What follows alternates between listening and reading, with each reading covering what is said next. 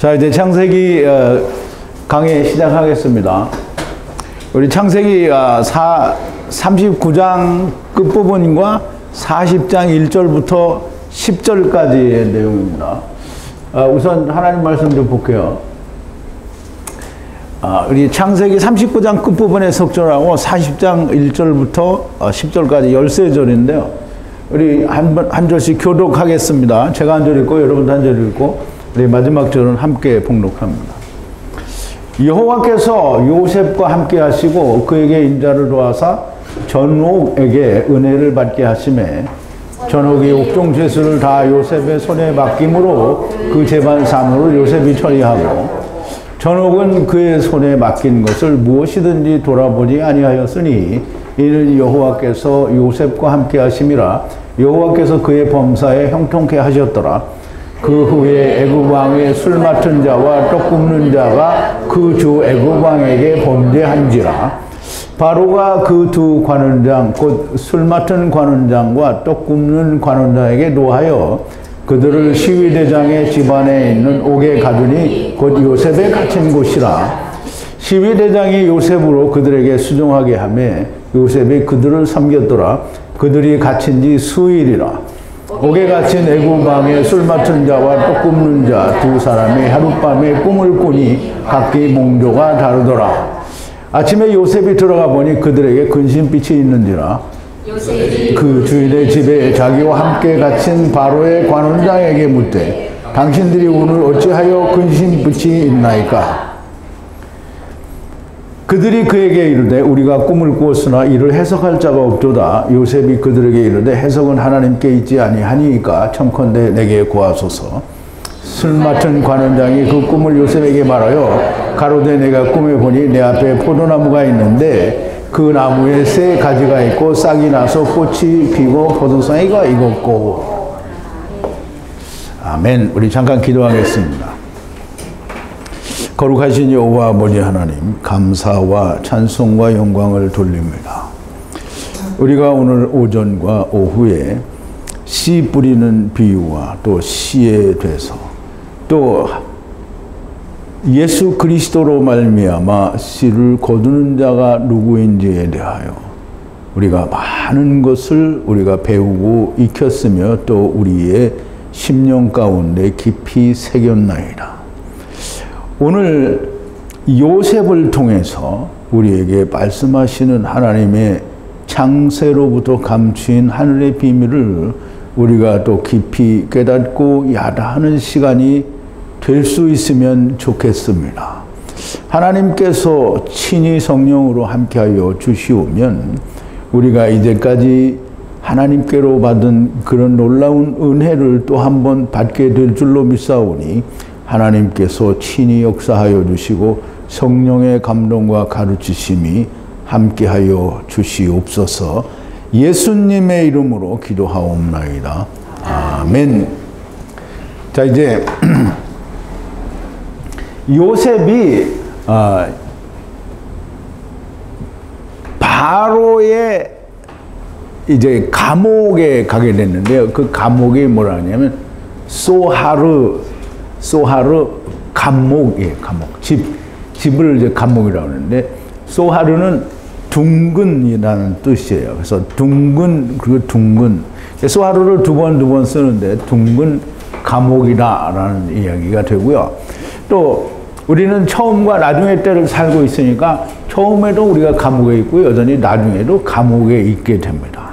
근데 이제 그 감옥을 우리가 다른 말로 이 미시마르라고 하죠. 미시마르. 그러니까 이 미시마르라는 말은 하나님의 말씀에 의해서 갇혀진 사람들이라는 뜻이에요. 그래서 그걸 다른 말로 우리가 세상을 뭐라냐면 마콤이라고 하잖아요. 그러면 이제 다시 살아나야 될 사람들이 존재하는 것이 마콤이에요. 그래서 이제 우리가 이 전체를 우리가 다 통틀어서 한 가지로 말할 수 있으려면 하나님을 떠난 물과 성령으로 감싸여져 있는 세상을 감옥이라고 하는 거고요. 그리고 작은 감옥은 흙 속이 작은 감옥이 됩니다. 이제 잘 이해가 됐죠? 네. 그래서 우리가 이제 왕의 술 맡은 자와 떡 굽는 자는 누구인가라는 주제로 공부를 할 텐데요. 우리가 그건 조금 접어두고 먼저 우리가 지난 시간에 강의를 요약을 해볼게요. 근데 지난 시간에 강의를 요약을 하면서 좀 전체적인 하나님의 시각은 어떤 것인가를 우리가 좀 공부를 하게 됩니다. 이것저것의 때가 하야하여 요셉이 집 이스라엘에 들어가니 남자는 아무도 없고 없었다 라는 그런 성경 구절이 있는데요. 처음과 나중의 때에 요셉이 이스라엘과 이방에 들어가니, 물론 요셉이 이스라엘에만 들어가지 않고 또 이방에도 들어가게 됩니다. 근데 이방에 들어간 부분에 대해서는 그때 나오지 않았지만 어쨌든 남자가 없고 없을 것이에요. 그럼 이제 없고 없다라는 얘기는 두 번을 얘기하니까 이방에도 없다라는 얘기예요. 물론 유대, 즉 이스라엘 집, 보디발 장군의 집에서만 없었는데 이방에서도 역시 그와 같이 없을 거다라는 얘기를 하고 있는 겁니다. 보디발의 아내는 물리적인 어떤 장관의 아내가 아니고 보디발 장군이라고 하는, 그래서 더욱이 거기다는 꼭 환관이라는 말을 쓰는데요. 환관이라는 말은 우리가 물리적으로 볼 때 남자가 거세된 사람을 말해요. 그러니까 이제 아내가 있다라는 말은 우리가 물리적인 아내로 볼 수 없어요. 다시 말하면 환관은 씨가 없다라는 그런 말씀이고 하나님의 말씀에 씨가 없는 자라는 의미를 가지고 있습니다. 그래서 하나님의 말씀에 씨가 없는 자의 아내는 역시 동일하게 율법과 같다라고 이해를 하면 되시겠습니다. 그래서 보디발의 아내 곧 율법이 요셉의 베개들을 붙잡고 그랬어요. 요셉의 옷을 붙잡고 이렇게 했는데 우리말에는 옷을 붙잡고예요. 근데 그 옷이 무슨 옷이냐면 베게드거든요. 베게드는 거룩한 그 대제사장이 입는 에봇을 다른 말로 베게드라고 하는 거예요. 그러면 요셉의 베게드, 제사장의 옷, 에봇을 붙잡고 간음하자라고 하는 거예요. 그 말은 뭐냐면 이스라엘이 예수님이 오셨을 때 예수님을 붙잡고 이만하면 내가 구원을 영생을 받을 수 있지 않겠습니까? 라고 묻는 거하고 같은 거예요. 그런데 예수님이 뭐라고 했어요? 아니다, 다시 해라.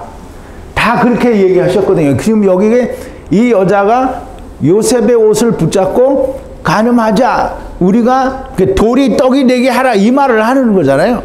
근데 예수님이 안 된다고 하셨죠. 그런데 여기서는 그 안 된다라는 말보다는 우선 요셉이 벗어두고 도망간 걸로 표현을 했어요. 그 말은 무슨 말이냐면 하나님이 구원의 역사에서 베게드가 메시아 왕국에 아직 남아있다라는 얘기를 하시려는 거예요. 자, 이제 베게드를 입게 해달라는 것인데요. 유대인들이 주님이 오시면 그렇게 할 것이라는 얘기를 지금 하신 거예요. 요셉은 이방으로 도망을 가게 되고요. 이방에서도 역시 같은 일이 일어나는 거죠. 여자가 집 사람을 불러 히브리 남자가 들어와서 희롱을 한다라고 얘기를 했는데요. 히브리 남자라는 말은 뭐냐면 강을 건너온 사람이잖아요. 강을 건너온 히브리 남자 중에 요셉이니까 강을 건너온 요셉, 예수 그리스도를 말하는 거예요. 물론 아직은 요셉이 예수 그리스도는 아니지만 요셉은 그러면 장차 올 그분의 그림자라는 얘기는 표상이라는 얘기이고 곧 요셉은 예수 그리스도를 의미한다라고 우리가 볼 수 있어요. 그래서 이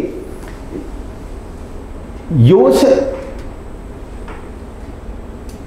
그러면 이제 이 요셉을 붙잡고 간음하자라고 했는데 히브리 남자가 와서 나를 희롱했다라고 하는 말은 뭐냐면 우리가 그걸 잘 이해를 해야 돼요. 그러면 사람들이 생각할 때 요셉이 이 여자를 붙잡고 간음하려고 했다고 여자가 모함을 하는구나 이렇게 이해를 하면 말씀을 버린 거예요. 희롱한 게 맞아요. 그게 무슨 말이냐면 야곱이 자기 형 에서의 낯을 피해서 헤브론에서 도망을 하여 바단-아람으로 갈 때에 베델이라고 하는 그 지역에서 땅에 누워 자더니라는 말은 샤카부라고 했잖아요. 샤카부는 뭐라 그랬죠? 간음한다라는. 그럼 야곱이 땅에 간음하는데 꿈을 꿔요. 꿈을 꾼데 무슨 꿈을 꿔요?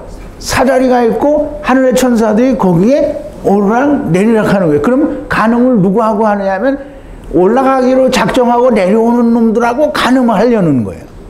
그럼 하나님이 세상에 오는 건 하나님은 의잖아요. 공의란 말이에요. 그러면 공의가 세상에 내려와서 간음하겠다는 건 하나님을 떠난 자들을 다 간음해서 데려가겠다는 거잖아요. 그러면 요셉이 예수님이 세상에 오셔서 이스라엘에게 뭐 했어요? 니네들 그렇게 하면 안 돼. 나하고 이렇게 해야 간음이 되는 거야. 라고 얘기한 게 희롱한 거예요. 하나님은 바른 말씀을 하셨는데 이 이스라엘 사람들이 생각할 때는 자기들을 희롱했다고 하는 거예요. 왜냐하면 자기들이 원하는 하나님은 당신이 아니다. 그러니까 우리는 희롱당했다. 이렇게 얘기를 하는 거예요. 그래서 하늘 아버지께서 보내심을 받고 하나님께로부터 왔다고 하신 것을 자기들은 희롱하였다라고 하는 거예요. 하나님께로부터 왔으니까 어떻게 해요? 믿어야 되잖아요. 근데 안 믿고 희롱했다고 하는 거예요. 주님은 하늘에서 간음하자고 내려오신 것인데 자기들이 원하는 자기들이 원하는 것을 들어달라고 한 것이고요. 마귀의 시험 지랄을 하고 죽여라. 이게 마귀의 시험이 그렇다는 거죠. 그러니까 이 인간들이 뭐라고 하냐면 지랄을 하는 거예요. 뭐라고? 죽여라 죽여라. 이 지랄이 이거 뭐예요?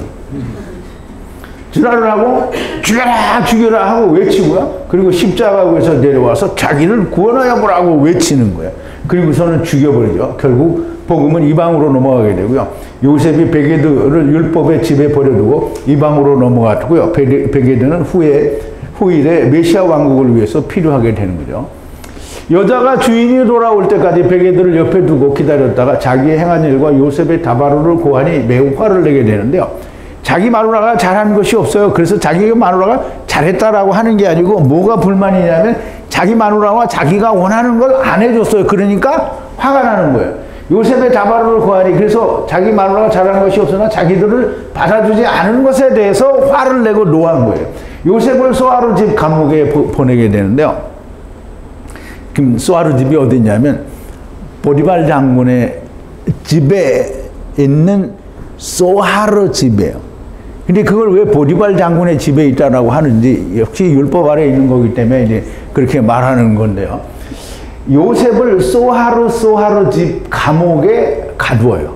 이 소하르 집은 세상을 말하는 거고요. 이 소하르 감옥은 분리하는 마콤의 왕의 죄수를 가두는 감옥입니다. 왕의 죄수란 율법을 범하는 자들을 가두는 것이고요. 케뎀이며 바다나람 곧 메소포타미아고요. 두 강 사이에 솟아오르는 것이고요. 이 최초의 마른 땅을 말합니다. 우리 창세기 1장 10절에 보면 하나님이 묻을 땅이라 칭하시고 모인 물을 바다라 칭하시니라 하나님의 보시기 좋았더라. 이제 묻을 땅이라 하시는데 이 묻이 야바사 마른 땅이에요. 그 마른 땅을 마콤이라고 하는 거예요.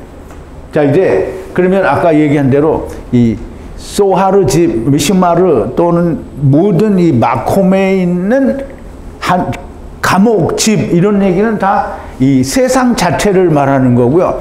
또 육신 속에 흙 속에 갇힌 걸 말하는 거예요. 자 이제 21절인데요.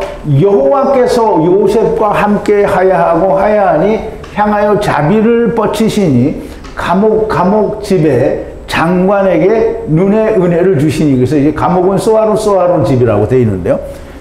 소하루 감옥의 장관에게 눈의 은혜를 줬다 그랬어요. 그럼 이제 우리가 여기서 이해를 잘해야 됩니다. 항상 이 하느님이 요셉과 함께 하야하셨다 이렇게 얘기하잖아요. 그러면 그러니까 요셉에게 하나님이 항상 같이 있는 거예요.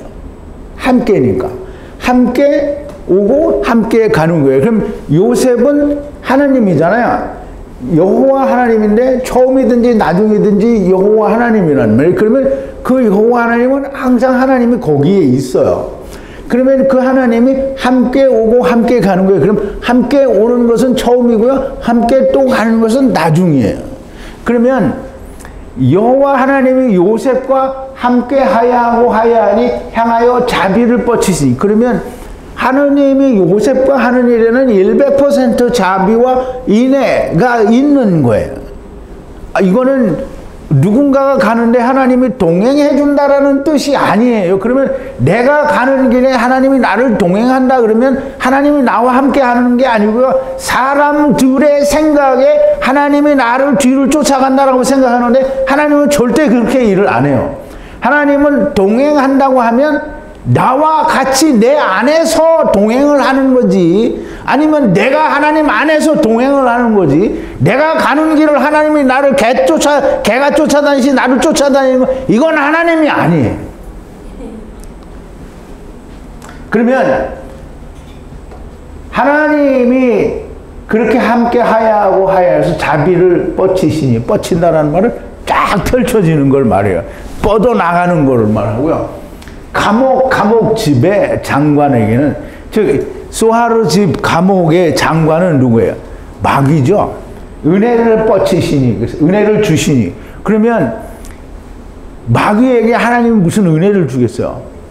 그러면 감옥 장관은 뭐냐면 율법이에요. 율법에 은혜를 주셨다. 이 말은 뭐냐면 율법에 은혜가 있어요. 율법에 은혜 있어요, 없어요? 있어요. 그러면 하나님이 율법에 은혜를 줬다. 이게 이제 궁창 아래의 물에 예수 그리스도 생명의 물이 있다는 거예요. 자, 이제 앞에 보디발 장군의 집에서 유대인들, 곧 주님이 오셨을 때 어떤 일이 있을 것인가에 대해서 자세히 예언의 말씀으로 보여주셨고요. 이제 애굽의 왕, 곧 세상의 왕의 집, 세상에 갇힌 요셉이에요. 근데 이 소하르 집이 보디발 장군의 집에 있지만 누구의 감옥이냐면 바로의 감옥이에요. 그래서 율법의 감옥이라는 말이죠. 그럼 이스라엘의 모습을 애굽, 곧 세상에서 보이시는 거예요. 이제 작은 이스라엘의 모습을 애굽에서 이제 보이셨고요. 이제 세상, 보디발 장군은 작은 이스라엘이라고 말씀을 드렸어요. 이제 세상에서 큰 이스라엘에 관한 것을 보이셔야 되는데요. 큰 이스라엘은 물론 우리가 근본적으로는 이 애굽에서 나오는 게 이스라엘 백성이지만 이 일은 어디에도 해당이 되면 큰 이스라엘 족속에게도 해당이 되는 거예요. 이 세상에서 큰 이스라엘에 관한 것을 보이셔야 하고요. 큰 이스라엘의 모습은 전체에 대하여 말씀하시는 것이고요. 데리고 오시는 것을 보이시지 않고요. 데리고 오시는 것은 야곱 하나님을 통해서 보여주시게 되는데요.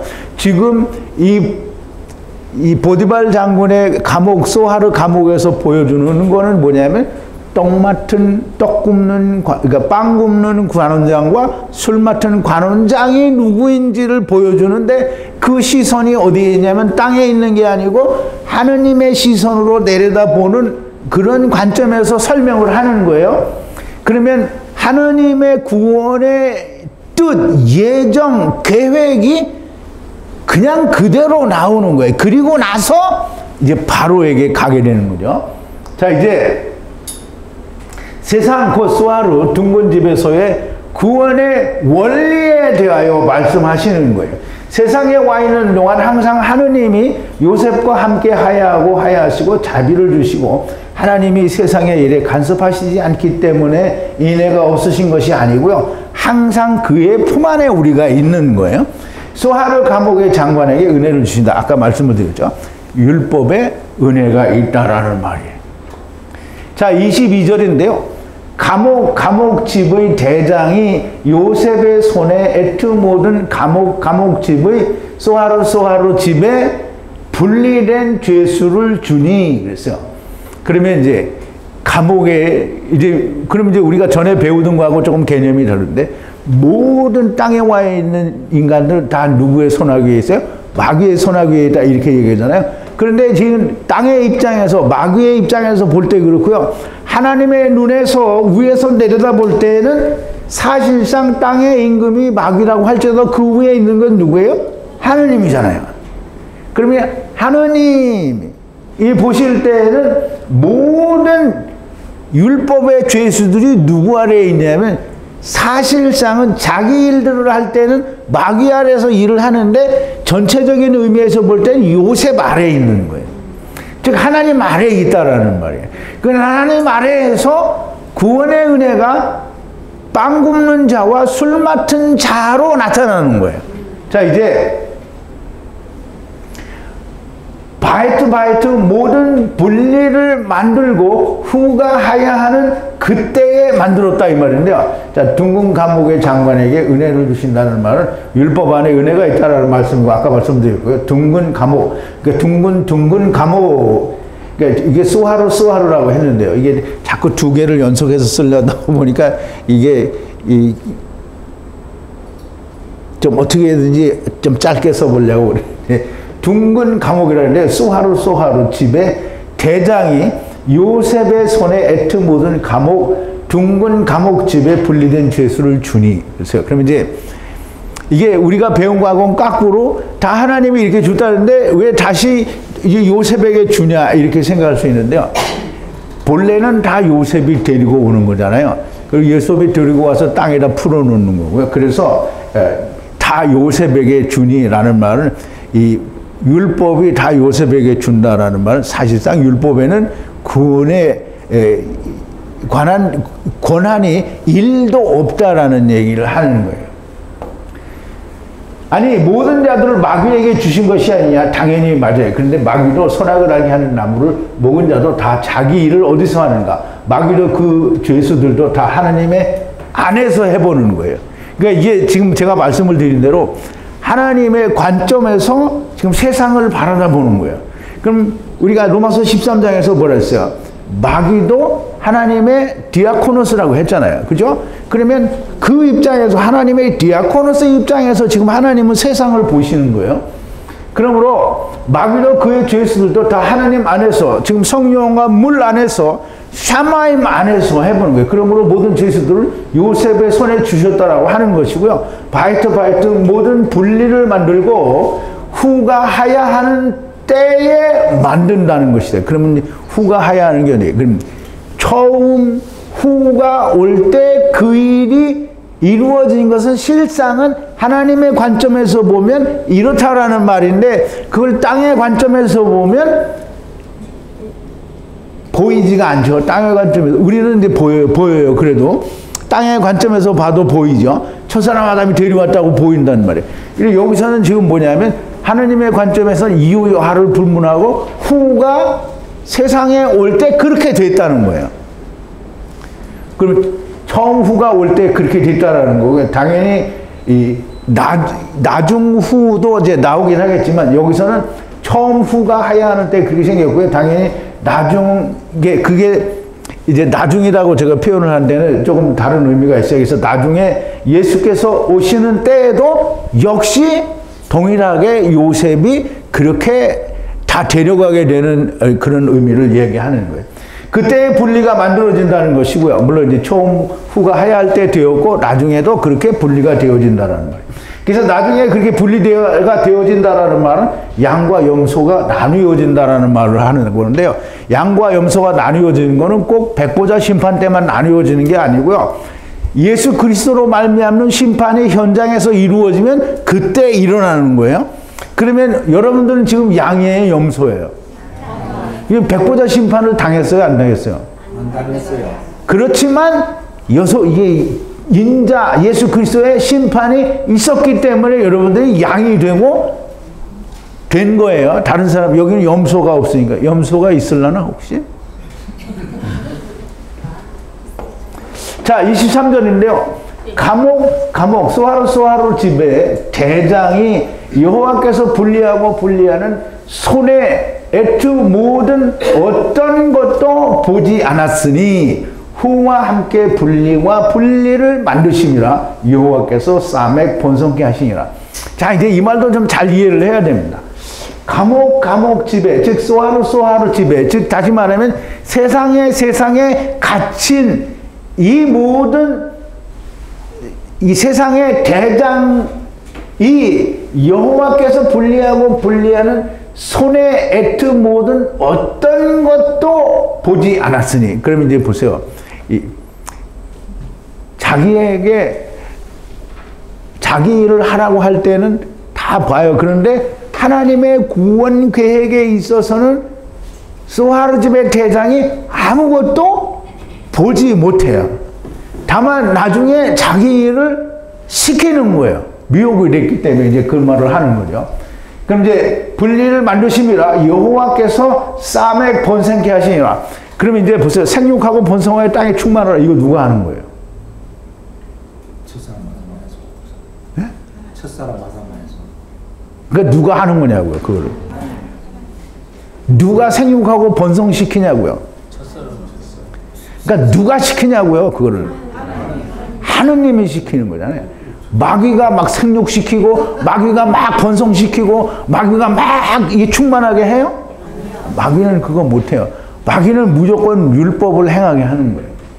그러면 여호와께서 싸맥 번성케 하시니라. 여호와께서 생육하고 번성하여 땅에 충만하게 하는 것은 여호와가 하시는 거예요. 그럼 지금 여기서는 모든 것을 여호와 하나님의 눈으로, 하나님의 관점에서 세상을 보고 지금 얘기를 하시는 거예요. 이 관점이 이해가 안 되면 무조건 다 마귀 세상이고 마귀가 다 한다 이렇게 돼 있는 거예요. 그런데 우리가 창세기를 그림으로 잘 배웠잖아요. 그러니까 모든 건 다 하나님이 하시는데 마귀는 자기 일만 하는 거예요. 그럼 이제 이 모든 게 뭐냐면 하나님의 일이에요. 여기 지금 마귀의 일을 간섭하신 게 한 가지도 없어요. 자, 이제 창세기 40장 1절인데요. 나중이 하야하고 하야하니 그랬어요. 나중은 이제 지금은 바로에게 들어갔을 때는 처음을 시작하는 걸 보여줘요. 근데 여기서는 지금 처음이 안 보여져요. 그래서 나중이 하야하고 하야하니 이런저런 다바르의 애굽 왕의 술 맡은 자와 애굽 왕 주의 떡 굽는 자가 죄를 범한지라. 나중이 하야하고 하야하니 처음이 오고 또 나중이 오니 이런 처음 저런 나중의 다바르 하나님의 일 혹은 말씀에 애굽 왕의 술 맡은 자와 애굽 왕 주의 떡 굽는 자가 죄를 범하니라. 무슨 죄를 지었는지에 대해서는 설명이 없어요. 그러니까 이 죄는 무슨 죄냐면 선악을 알게 하는 나무를 먹은 죄예요. 말씀을 풀어가면서 우리가 자세히 무슨 죄인지 알아보려고요. 자, 2절인데요. 바로가 두 환관, 이것도 환관이라고 하죠. 그러니까 술 맡은 자와 떡 굽는 자예요. 근데 술 맡은 자와 떡 굽는 자가 조금 있으면 장관으로 나와요. 그러면 이제 우리가 그 장관으로 나오는 것도 잘 이해를 해야 되는데요. 바로가 두 환관인데 환관은 거세된 남자를 말이죠. 씨가 없다라는 뜻이에요. 그리고 두 환관인데요. 술 맡은 자와 술 맡은 자 장관이에요. 이게 술 맡은 자는 두 번 나오는데요. 술 맡은 자 장관 위에 빵 굽는 자 장관 위에 경로하여. 바로가 두 환관, 그 술 맡은 장관 위에 빵 굽는 장관 위에 경로하였다라고 말했는데요. 술 맡은 자와 빵 굽는 자는 나를 말해요. 술 맡은 자와 빵 굽는 자는 다른 사람이 아니라 나예요. 그러면 내가 누구예요? 아니, 내가 누구예요? 율법을 지키는 자예요. 율법을 지키는 자. 그러면 이제 율법을 지키는 자인데 그게 술 맡은 자가 나와요. 그러면 술 맡은 자가 두 번 나와요. 그럼 이제 떡 굽는 자는, 빵 굽는 자는 한 번 나오는데 망하는 게 두 번이에요. 위에 망하는 거예요. 그래서 이제 보세요. 구원은 두 번 구원되고 망하는 건 두 번 망하는 거야? 무슨 말인지 이해했어요? 자, 이제 술 맡은 자를 우리가 좀 이게 문자적으로 좀 설명을 해보면 원래는 이제 이 은혜하고 이게 다 빠져요. 그래서 마시카인데 마시카 이게. 그래서 이 은혜의 말씀으로 은혜의 말씀과 성령으로 백을 마치는 말씀이에요. 그게 술 맡은 자예요. 그래서 은혜의 말씀과 성령으로 백을 마치는 말씀이고요. 빵 굽는 자는 뭐냐면 은혜의 아버지께서 육체로 오셔서 삼키셔서 마치는 말씀이에요. 그러니까 이제 강제로 되는 거를 말하는 거죠. 그러면 빵을 굽는다라는 말은 무교병을 굽는다라고 하는데요. 우리가 이제 빵 굽는 자는 이제 설명이 되죠. 창세기 19장 3절인데요. 이 창세기 18장에 여호와 하나님, 그러니까 전능하신 하나님, 이미 그 하나님이 말씀 하나님과 성령 하나님과 더불어 세상에 와서 아브라함에게 보이시는 거예요. 그러니까 아브라함은 특별한 사람이에요. 그러니까 아브라함은 사람으로 왔지만 하나님이 거기에 계신 분이라는 말이죠. 그러면 이제 보내시는 아버지가 잠시 거기에 왔어요. 그리고 이제 말씀 하나님과 성령 하나님이에요. 말씀 하나님은 처음과 나중이 같이 있는 거죠. 자, 이제 롯이 그분들이 이제 아브라함에게 만나서 아브라함에게 얘기를 하시고, 보내시는 하나님은 아브라함과 남아 있고 말씀 하나님과 성령 하나님이 어디에 이제 소돔과 고모라로 간다는 말이에요. 이 소돔과 고모라에 들어가니까 만나요. 그래서 롯이 그 두 하나님을 보고 돌이켜서 그 집으로 들어오는지라 롯이 그들을 향하여 식탁을 베풀고 무교병을 구우니 그들이 먹으리라. 그럼 이제 그때 이제 그 말씀 하나님과 성령 하나님에게 롯이 우리 집이 들어오시라 그러니까 우리 안 간다 이렇게 했거든요. 근데 간청함에 들어오셨어요.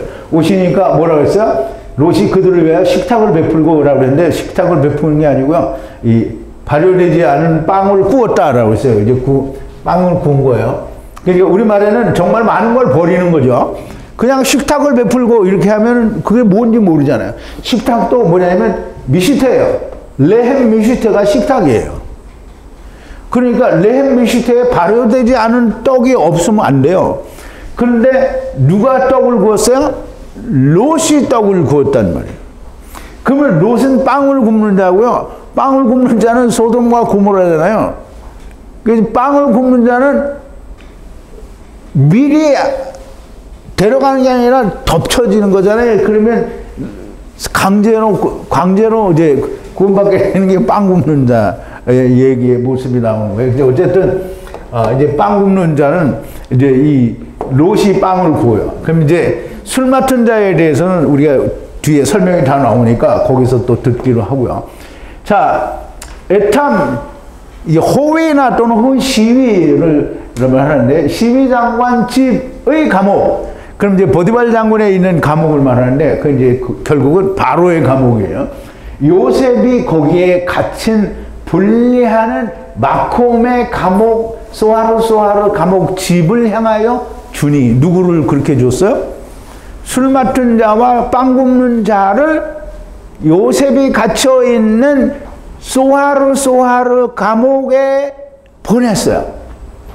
애굽 왕 주였는데 바로가 두 환관에게 놓아요. 감옥에 가두는데 시위장관의 집 감옥 소하르 감옥인데요. 미슈마르 샤마르 이게 샤마르라는 말은 뭐뭐를 지키다 하잖아요. 우리가 그 샤마르를 어디에 나오죠? 샤마르? 창세기? 에덴 동산 창세기 15장에서 2장 15절에 나오죠. 생명나무와 선악을 알게 하는 나무가 있는 에덴 동산에 그 사람을 두고 거기에서 아바드하여 샤마르하라 이렇게 되어 있거든요. 그러면 이제 샤마르는 어떻게 지킨다라는 거예요. 보호한다라는 그런 뜻도 있는데요. 그래서 샤마르는 감옥이라는 의미로 함께 가지고 있어요. 그런데 거기에 뭐가 있냐면 베마샤르라고 되어 있거든요. 베마샤르. 그러면 집안에서 말씀으로 갇혀진 사람을 말해요. 그러면 이 집안에서 말씀으로 지키는 거예요. 뭘 지켜요? 율법을 지키는 거예요. 감옥에서 이거 하는 거예요. 그래서 우리가 미슈마를 우리가 다 감옥에 있는 거예요. 근데 이제 우리는 지금 감옥에 있어도 자유하는 자죠. 근데 감옥에 있는 거에 누가 떡 굽는 자와 빵 굽는 자와 술 맡은 자 두 환관이 요셉이 있는 이게 잘 기억이 돼요. 요셉 기억해야 돼요. 요셉이 있는 소하르 집에 들어왔어요. 샤마르에서 유래가 된 말씀으로 갇힌 곳을 말하는데요. 선악을 알게 하는 나무를 묶고 온 세상을 말해요. 여기가 요셉이 갇힌 분리하는 마콤의 소하르 감옥에 해당하고요. 거기에 가두는 걸 말해요. 자, 이제 4절인데요. 시위장관이 감독하여, 그러면 시위장관이 감독하였다라는 말은 시위장관이 그렇게 했다라는 거예요. 요셉에게 함께 섬기게 하여 에탐 감옥의 날들이 하야하였다. 그러면 이제 이 시위대장, 12대장은 결국 말하자면 율법의 이제 우두머리를 말하게 되고요. 율법이 요셉과 함께 섬기게 했어요. 누구를? 에탐 감옥에 그 두 환관들을 섬기게 했어요. 그럼 이제 우리가 요셉이 왜 하나님을 섬기냐? 그럼 이제 하나님이 우리를 어떻게 해요? 우리를 섬기는 거잖아요. 하나님이 우리를 섬기는 거예요. 그래서 우리를 요셉이 두 환관을 섬겨요. 우리는 다 씨가 있지만 우리가 본래는 씨가 있었어요? 없었어요? 없었어요. 우리도 다 환관이었어요. 자, 이제 감옥의 날들이 섬기게 하였고, 에탐 감옥에, 에탐은 아버지가 400세를 내시는 말씀이 있는 그런 감옥이에요. 그 감옥의 때들이 하야하고 하야했어요. 그럼 이제 날들이 얼마나 하야했는지, 때들이 하야했다라는 말은 때가 지나고 지났다라는 말이 처음과 나중에 때가 지났다라는 말로 우리가 그렇게 이해를 하면 좋을 것 같아요. 시장관이 감독하여 에투 요셉에게 함께 섬기게 하여 에탐 미슈마로 감옥의 때들이 하야하고 하야했다. 그러면 이제 여기 하야하고 하야했다라니까 때들이 막 수도 없이 많은 때들이 아니고 두 번뿐이 아니라는 걸 알 수가 있겠죠. 처음과 나중에 하야하고 하야했다라는 말씀이고요. 처음과 나중에 지나가고 있었다라는 말씀이고요. 처음과 나중에 흐르는 와중에 술 맡은 자와 떡 맡은 자가 꿈을 꾸게 돼요. 꿈을 꾸는 게. 이제 꿈을 여러분들이 많이 들어봤죠? 꿈이 뭔지 알죠?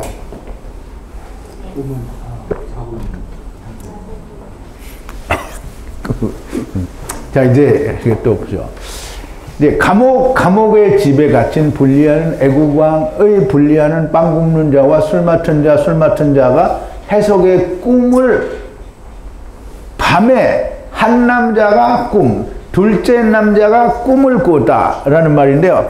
감옥에 갇힌 두 사람이 각각 해석이 다른, 즉 꿈이 두 개니까 해석이 두 개잖아요. 그래서 해석이 필요한 두 사람이 각각 한 꿈을 꿨다는 게 한 사람이 꾸고 둘째 사람이 꿨다 이렇게 얘기를 하는 거예요. 그래서 이게 이제 원문으로 보면 이거 해석하기 좀 쉽지가 않아요. 자, 이제 집에 소하르 감옥 집에 갇힌 애굽왕에 분리하는 빵 굽는 자와 술 맡은 자가 해석이 필요한 꿈을 밤에 한 남자가 두 번째 남자가 또 꿈을 꾸었어요. 술 맡은 자가 꿈을 꾸고 빵 굽는 자도 꿈을 꾸었는데 각기 해석이 필요한 꿈을 밤에 꾸었다라는 말이고, 한 남자의 꿈과 또 다른 한 남자의 꿈이 다르기 때문에 각각 한 꿈을 꾸었다라고 하는 것이고요. 애굽왕은 율법이고요. 율법 아래서 빵을 굽는 자와 술 맡은 자가 있다는 것이고요. 둘 다 죄를 지은 자들인데 율법 아래에 있는 모든 자는 다 죄인입니다. 주님이 오셔서 모든 것을 이루시기 전에 꿈으로 많은 것을 말씀해 주십니다. 꿈을 꾸었다라는 것은 하나님의 말씀이 있었다라는 말이에요. 그래서 우리가 구약에서는 우리가 다 하나님의 말씀이 성경책으로 이렇게 들어오기 전에는 우리가 다 자는 자예요.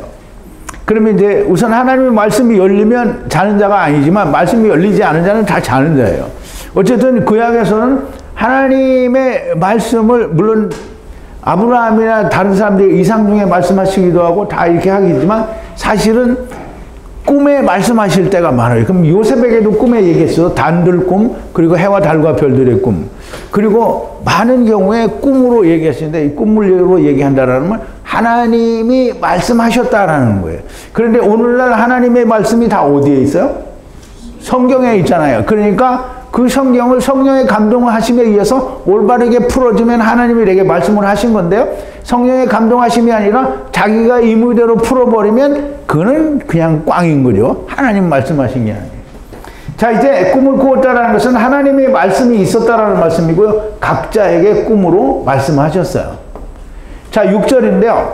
아침에 요셉이 즉 감옥을 향해서 들어가니 보니 에탐 보라 근심하는지라.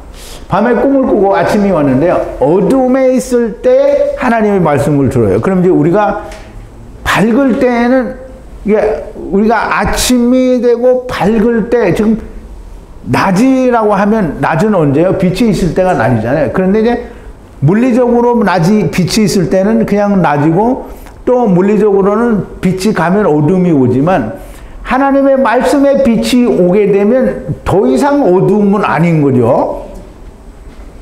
그럼 이제 우리가 하나님의 말씀을 들을 때는 언제 듣느냐 하면 항상 밤에 들어요. 그럼 이제 여러분들은 오늘 하나님의 말씀을 듣고 있으면 여러분들은 밤에 듣는 게 아니고 여러분들은 지금 빛 가운데서 하나님 말씀을 듣고 있는 거예요.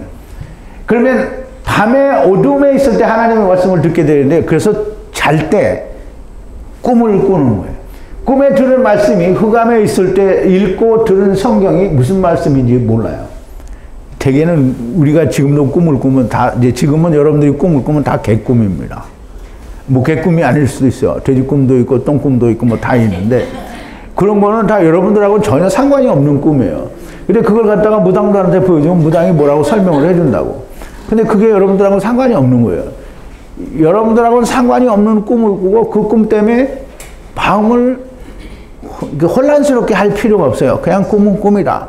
그런데 구약시대 때는 이렇게 꿈으로 뭘 말해주면 그 뜻을 이해를 하고 깨달아야 돼요. 그래서 그 꿈은 항상 해석이 필요한 거예요. 그래서 무슨 말인지 모르기 때문에 근심하고 화가 나요. 그럼 이제 여기서 우리말로는 근심한다라고 하는데 이게 경노했다 또는 노했다라는 말이에요. 이게 꿈을 꾸고 무슨 말인지 모르니까 화가 나는 거예요. 그럼 여러분들이 하나님 말씀을 들었는데 무슨 말인지 모르면 그냥 근심하면 안 돼요. 화딱지가 나야 되는 거예요. 그러니까 분해야 돼요. 아, 하나님 말씀 말해놓고 막 딴소리하고 그렇지만 막 열통이 터져야 되는 거예요. 그래야 맞는 거예요. 안 그렇고 그냥 아멘 아멘 할렐루야 이건 뭐 죽은 거죠. 그냥 죽은 거예요. 자, 이제 성경이 하나님의 말씀을 기록하신 꿈이고요. 그 뜻을 모르면 근심하고 화가 나야 되는데 사람들은 기름 부은 종이 이렇게 말했으니까 아멘 이렇게 그러면 절대 안 되는 거예요. 틀린 걸 알았으면 화가 나야 돼요. 그럼 화가 나면 어떻게 받아요. 그러면 목사 나가 이러면 나가면 되는 거잖아요. 딴 데 가서 알아보면 되죠. 그런데 안 나가요. 그냥 죽치고 있는 거죠, 거기. 그러면 어떻게 되는 거예요? 개인나죠. 자, 자기 생각대로 풀면 하나님께서 오시지 않고요. 두 환관이 근심하고 화가 나 있어요. 그러니까 누가 와요? 요셉이 오잖아요. 하나님이 온 거예요. 7절, 주인의 집, 감옥의 소하르 집에 함께, 이게 미시마르네요, 여기는. 미시마르 집에 분리된 바로의 에트 환관들에게 때에 왜 악한 얼굴인가? 자기에게 말해달라고 하는 거예요. 왜 악한 얼굴인지 말해달라고 청하했어요. 그럼 이제 보세요. 주님이, 하느님이 보시는 시각은 그거야. 막 뿔 때가 났잖아요, 지금. 무슨 말인지 몰라서 뿔 때가 났어요. 그러면 이제 그게 악한 얼굴인 거예요. 악한 얼굴은 뭐냐면 이게 우리가 볼 때는 저희 막 살인자적인 막 눈을 해가지고 저 누군가 죽일 것 같은 그런 얼굴이 아니라 하나님을 떠난 얼굴을 하고 있다는 거예요. 그러면 왜 악한 얼굴인지 말해달라고 청하였어요. 그랬더니 요셉이 주인의 집에 감옥에 분리된 바로의 에트 환관들에게 지금 마지막 때에 왜 악한 얼굴인지 말해달라고 하는 거예요. 때는 분리하여야 하는 때를 말하고요. 왜 분리하는 때에 악한 얼굴을 하고 있느냐는 거고요. 악한 얼굴은 하나님을 떠난 얼굴을 하고 있는 거예요. 하나님께 돌아가려면 돌아가면 악한 얼굴이 안 되죠. 여러분들은 악한 얼굴이 아니에요. 이게 여러분이 이렇게 다 보고 있으면 저기 어떤 한 사람이 아닌데 악한 얼굴이 없어요. 다 하나님과 함께 있는 얼굴이에요. 자, 이제 이 악한 얼굴을 하고 있는 이유를 물으니까 이 요셉에게 이야기하죠. 두 환관들이 요셉을 향하여 말하기를 꿈을 꾸었는데 해석의 이야기, 그러니까 해석할 자가 없다 이 말은 이 원어에는 뭐냐면 해석할 이야기 사파르가 없다는 거예요. 사페르죠. 사페르가 하나님께 있지 않냐. 이제 그게 꿈을 꿨는데 해석할 에트바가 없다라고 하죠. 그럼 해석할 사람이 없다는 건데 요셉이 그들을 향하여 가로되 해석의 이야기가 하나님께 있지 아니하고 아니하냐. 하나님의 말씀의 뜻은 오직 하나님께서 풀어주셔야 됩니다. 그러면 이제 요셉이 그 꿈을 풀었다라는 얘기는 요셉은 하나님이 거기에 막 이렇게 해서 하는 게 아니고 요셉은 하나님이니까 푸른 거예요. 9절인데요. 술 맡은 장관이 에트 꿈을 말하기를 라부 꿈에 면전에 포도나무가 보인다고 이야기하고 그랬어요. 이야기한다라는 말 여기 뭐라 했어요? 바이 사페르라고 했죠. 그럼 이제 다바르나 또는 아마르나 이게 아니라 사페르는 아주 구체적으로 상세히 이 모세가 자기 장인에게 얘기할 때 사페르 했죠. 자세히 낱낱이 이야기하는 걸 말해요. 그럼 이제 숨 맡은 장관이 에트 꿈을 말하기를 라부 꿈에 면전에 라부 꿈은 이게 하나님이 주신 꿈이라는 의미를 가지고 있는 거예요. 포도나무가 보인다고 이야기하고. 포도나무가 누굽니까? 여기 이제 포도나무는 이게 사전에는 보면 뭐 포도 덩쿨 이렇게 되어 있는데요. 이 포도나무는 요한복음 15장에 가면 그냥 똑같이 포도나무예요. 여기서 이제 가펜인데요. 가펜은 똑같이 이 가펜을 해석한 게 참 요한복음 15장 1절에 똑같이 해석을 했어요. 이 헬라어로 번역을 했는데 그게 같은 단어입니다. 내가 예수님이 제자들에게 얘기하는 거예요. 내가 참 포도나무요. 내 아버지는 그 농부라. 그러면 예수님이 참 포도나무요. 아버지는 농부라. 그러면 농부는 누구예요? 보내신 하나님. 참 포도나무는 나중 여호와잖아요. 참 포도나무요. 그러면 참 포도나무가 누구라는 거예요? 예수님이라는 거잖아요. 예수님. 그러면 이 술 맡은 자 환관이 꿈에 누구를 봤어요? 포도나무를 봤잖아요. 예수님을 봤다는 거예요. 술 맡은 장관은 누구를 만났나? 포도나무에는 무엇이 있는가? 가지가 있어요. 포도나무에는 뭐가 있다고요? 가지가 있어요. 가지는 누구인가? 가지는 누구예요?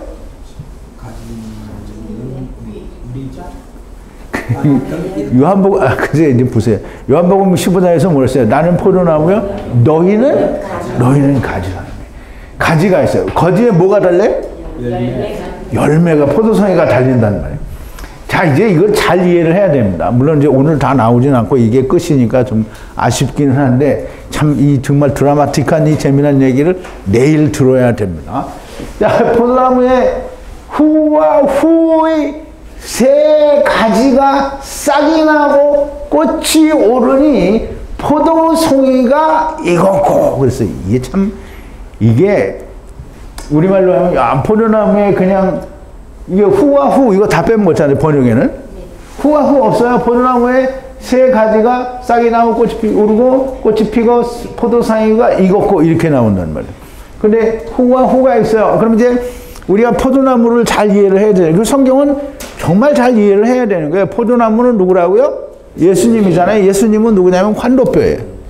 환도뼈에 후와 후의 세 가지예요. 그러면 후와 후는 환도뼈는 후잖아요. 그죠?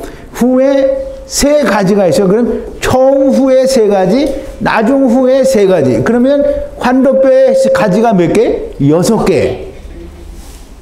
이게 구원이죠? 예수 그리스도로 환도뼈가 되고 처음에 세 가지, 나중에 세 가지 있어요. 근데 환도뼈에는 또 꽃받침이 몇 개라고요? 4개예요. 4개. 그러면 세 가지야. 안 되는 자들은 남은 자로 구원한다는 것까지 다 들어있잖아요. 근데 여기에 우리 구약에서는 지금 이제 요셉의 이게 꿈 얘기를 설명해주는 술 맡은 자, 환관, 즉 술 맡은 장관이 본 꿈은 이걸 본 거예요, 지금. 그래서 물론 이제 그 꿈이 나중에 출애굽기에 나오는 것처럼 자세하게 나오지는 않았지만 그 얘기를 하고 있는 거잖아요. 포도나무의 후와 후의 세 가지가 처음 후의 세 가지, 그리고 나중 후의 세 가지 등대의 모습을 보여주는 거예요. 출애굽기 25장 32절에 가지 6을 등대 곁에서 나오게 하되 그 세 가지는 이 편으로 나오고 그 세 가지는 저 편으로 나오게 하는데 중간에는 뭐가 있다고요? 환도뼈 줄기가 있죠. 그러면 지금 술 맡은 관원장이 본 꿈은 이걸 말하는 거예요. 거기에 가지들이 뭐예요? 싹이 나고 꽃이 오르니 포도송이가 익었고. 그러면 이제 가지는 누구라고요? 제자들이잖아요. 제자들. 누구든지 하나님의 말씀이 이루어진 환도뼈 절기에 붙은 자는 그 가지예요, 다. 그리고 그 가지가 열매를 맺었단 말이에요. 포도가 열렸잖아요. 그럼 그 포도가 어떻게 해요? 열매인데 그 포도가 익었어요. 그럼 어떻게 해야 돼요? 어떻게 해야 돼요? 포도 익었으면 우리가 어떻게 해요? 따서 먹죠? 근데 여기 따서 먹으면 안 돼요. 따서 짜야 돼. 자, 이제 포도송이가 익었고 처음 후에도 3가지가 있고 나중 후에도 3가지가 있으니 모두 6가지가 포도송이들이 달리게 됩니다. 무슨 말인지 잘 알아듣지 못하는 자들은 들을 귀가 없는 사람은 지루한 말씀일 수밖에 없으나 잘 들리는 귀를 가진 사람들에게는 더 많은 흥미진진한 말씀을 전하고 들어야 하겠으나 오늘은 여기까지입니다. 그래서 이제 내일 이거 연속극 같이 하는 거 아니에요?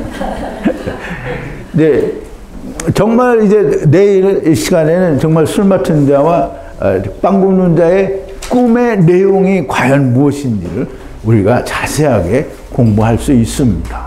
어쨌든 오늘 요셉을 통해서 하나님이 구원의 원리, 즉 하나님이 보시는 구원의 계획, 구원의 뜻의 전체를 보여주시는 그 일부를 오늘 했고요. 이제 내일은 바로에 가기 전까지의 그 얘기를 또 공부하게 됩니다.